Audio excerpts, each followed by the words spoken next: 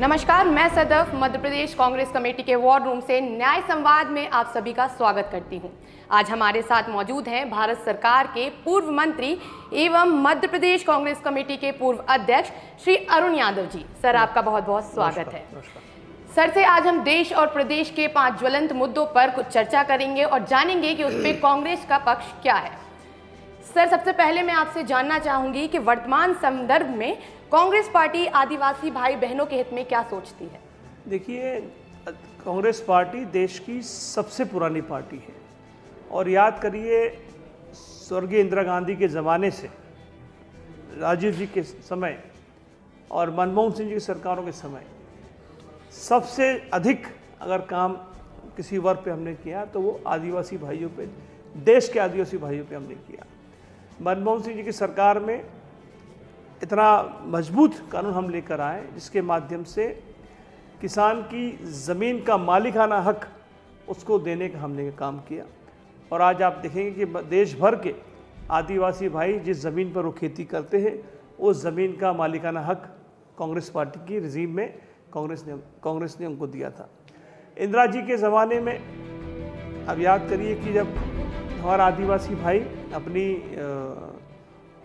खेती किसानी की पैसे के लिए दर दर ठुकरे खाता था, गांव के ज़मींदार के पास जाता था, अपनी ज़मीन गिरवी रखता था। उस समय बैंकों का नेशनलाइजेशन करने का काम स्वर्गीय इंदिरा गांधी जी ने किया। और आज देखिए, पूरे समूचे देश भर का आदिवासी भाई सर उठाकर काम करता है। और चाहे वो सरकारी नौकरियां हों, चाहे व्यवसाय हों, चाहे अन्य व्यवसाय हो, उसमें सब में आदिवासी भाइयों का, युवाओं का एक बड़ा वर्ग इसमें काम करता है। तो जो कुछ आज देश के आदिवासी भाइयों को मिला है वो कांग्रेस के रजीम में ही मिला है। अरुण जी, जैसा कि हम सबको पता है कि आप लगातार किसानों के लिए लड़ते रहे हैं और किसानों की आवाज़ बनकर प्रदेश के सामने आए, लेकिन फिलहाल की वर्तमान स्थिति जो देखें कि किसान आंदोलन जैसे बड़े बड़े आंदोलन देश में और प्रदेश में हो रहे हैं, उसके बाद भी किसानों के मुद्दे सरकार नहीं सुन रही है।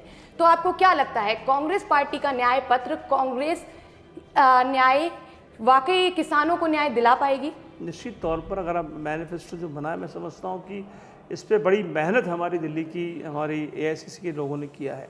और 80% देश का जो वर्ग है वो किसानी से, खेती किसानी से जुड़ा हुआ है। आज भी हमारा किसान अपनी उपज के लिए दर दर की ठोकरें खाता है। आज भी हमारा किसान जन आंदोलन, चाहे मध्य प्रदेश हो चाहे देश हो, जन आंदोलन अपने हकों के लिए, अपना ही लड़ाई के लिए जन आंदोलन करता है। अब याद करिए, 2017 में इसी मध्य प्रदेश में मंदसौर जैसा गोलीकांड यहाँ पर हुआ और हमारे कई किसान मारे गए। वो सिर्फ अपनी मांगों के लिए प्रदेश की सरकार से संघर्ष कर रहे थे। दिल्ली में आप देखा, दिल्ली की सड़कों में पिछले समय लाखों की तादाद में देश भर का किसान एकत्रित हुआ था और सिर्फ ये कहना चाहता था कि हमें हमारी फसल का दाम उचित मिलना चाहिए। किसान जो 80% हमारा वर्ग है जो किसानी से जुड़ा है, उसके बारे में सरकार क्या सोचती है। लेकिन ये दुर्भाग्य है कि चाहे वो मध्य प्रदेश की भाजपा की सरकार हो, चाहे देश की भाजपा की सरकार हो, इन सरकारों ने किसानों के हित में कोई काम नहीं किया। दूसरी ओर उन्हें गोली मारकर उनकी हत्या करने का काम दोनों सरकारों ने किया है।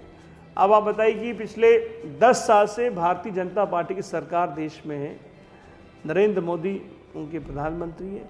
मैं उनसे पूछना चाहता हूं कि आपकी सरकार में एक योजना ऐसी बता दें जिससे देश और प्रदेश के किसानों को कोई लाभ मिला हो। मैं गर्व से कह सकता हूं कि मध्य प्रदेश में 2018 में कमलनाथ जी की सरकार के माध्यम से इस प्रदेश में किसान कर्ज माफ़ी की योजना हमने चलाई और मध्य प्रदेश के 24 लाख किसानों का 13,000 करोड़ की कर्ज माफ़ी और किसी सरकार ने की है तो हिंदुस्तान की सिर्फ ऐसी कांग्रेस की सरकार थी मध्य प्रदेश की जिसने मध्य प्रदेश के किसानों के हक में इतना बड़ा निर्णय हमने लिया। हमने 2003 से 10 के बीच में जब मनमोहन सिंह जी की सरकार देश में थी, मुझे कृषि मंत्री, उप मंत्री बनने का मौका मिला और मैं आपको बता देना चाहता हूँ, किसान भाइयों से भी कहना चाहता हूँ आपके माध्यम से कि हमारा लैंड एक्विजिशन का बिल हम लेकर आए थे, ज़मीन भूमि अधिग्रहण का बिल कांग्रेस लेकर आई, जिसमें देश के इतिहास में इतना बड़ा निर्णय लिया कि अगर किसान की खेती किसी अन्य काम के लिए लेंगे, व्यवसाय के लिए लेंगे या इंफ्रास्ट्रक्चर के लिए लेंगे, उसको 4 गुना 4 टाइम्स उसकी ज़मीन का उसको मुआवजा हमको देना है। ये निर्णय श्री मनमोहन सिंह जी कांग्रेस की सरकार में देश लिया गया। आज समूचा किसान, आप देखिए आज लागत 4 गुना हो गई है। खाद का, बीज का, पेस्टिसाइड का जो भाव है 4 गुना बढ़ चुका है। ये जो लागत है वो 4 गुना बढ़ गई है। उसके अनुपात में किसान को उसकी फसल का दाम नहीं मिल रहा है। तो हमने निर्णय लिया है कि जब हम सरकार में आएंगे, एमएसपी की गारंटी किसान को देंगे, किसान की कर्ज माफ़ी के लिए एक सुदृढ़ मजबूत कार्य योजना बनाएंगे। स्वामीनाथन कमेटी की जो उद्देश्य है उसको लागू करने का काम हमारी सरकार करेगी। कर्ज माफ़ी हम करेंगे, सस्ते ब्याज पर किसान को कर्ज मिलेगी हम तय करेंगे। मध्य प्रदेश देश के जो युवा किसान हैं जो पढ़ना चाहते हैं उनके लिए हर ज़िले पर कृषि महाविद्यालय खोलने का एजेंडा हमारी कांग्रेस की मैनिफेस्टो में हमने दिया है। हर मंडी तहसील स्तर पर, ज़िले स्तर पर मंडी में जब हमारा किसान जाए उसको तत्काल उसका पेमेंट का भुगतान ऑनलाइन हो जाए, डिजिटल हो जाए, ये कार्य योजना हम लोग लेकर आ रहे हैं। तो ऐसे अनेक मुद्दे हैं जिसको लेकर हमने इस मैनिफेस्टो में काम किया। सर, आप लगातार अधिकारों की बात कर रहे हैं, लेकिन अधिकार हमारे देश में संविधान से आते हैं। उसी संविधान को लेकर भाजपा का कहना है और भाजपा के कई नेताओं का कहना है कि यदि 400 पार की सरकार आती है तो संविधान को कई तरीके से बदल दिया जाएगा। तो आपको क्या लगता है, जहां से हम सभी के अधिकार दिए गए हैं, क्या भाजपा सरकार आने के बाद ये अधिकार बदले जाएंगे या कांग्रेस पार्टी अगर सरकार में आती है तो संविधान को सुरक्षित रख पाएगी? निश्चित तौर पर ये आपको पता ही होगा कि जो देश का संविधान बना है बाबा साहब अम्बेडकर ने हमको दिया है, और मैं समझता हूँ विश्व में सबसे मजबूत संविधान किसी देश का है तो हमारे हिंदुस्तान का है। उस संविधान को बदलने की बार बार कोशिशें देश की तानाशाह सरकार के माध्यम से नरेंद्र मोदी की सरकार द्वारा कोशिश की जा रही है। और ये बिल्कुल आपने सत्य कहा कि अगर सरकार में वो आएंगे तो ज़रूर उसमें तब्दीली करने का काम करेंगे। देश के हित में कांग्रेस पार्टी सदैव ही संघर्ष करती रही है और हम ये कभी नहीं होने देंगे, ये आपको स्पष्ट हम बता देना चाहते हैं। देश का जो संविधान है उसकी सुरक्षा करने का मुख्य लक्ष्य ही कांग्रेस पार्टी का है। वो सुरक्षित हो, देश के हर वर्ग के हर नागरिक को उसको बराबर उसका हक मिले, मालिकाना हक मिले, ये संविधान के माध्यम से लोग करेंगे। लोकसभा चुनाव के माहौल में जो इलेक्टोरल बॉन्ड का मसला सामने आया है और भाजपा पे लगातार प्रहार हो रहा है, तो उस पर आपका? ये स्पष्ट है कि एक भ्रष्टाचारी सरकार देश में काबिज है, जिसके माध्यम से बॉन्ड ने स्पष्ट कर दिया है कि नरेंद्र मोदी और अमित शाह की सरकार किस हद तक भ्रष्टाचार देश में कर रही है।